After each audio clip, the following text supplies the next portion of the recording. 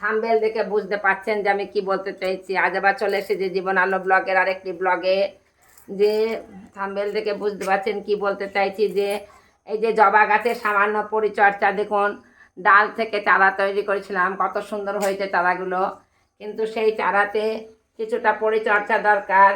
তাই আমি কিছুটা পটাশ সার গাছের চারিদিক দিয়ে দিয়ে দিলাম, যে পটাশ দিয়ে দিলাম,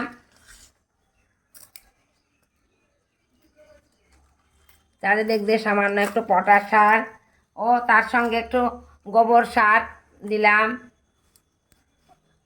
গোবর সার দিয়ে দিলাম একটু, ও এর মধ্যে দিলাম কলার খোসা ভেজানো জল।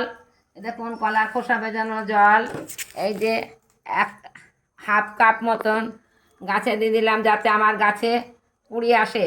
তাই আমার জবা গাছের এই সামান্য পরিচর্যা যদি আপনাদের ভালো লাগে তো অবশ্যই লাইক, কমেন্ট ও সাবস্ক্রাইব করতে ভুলবেন না।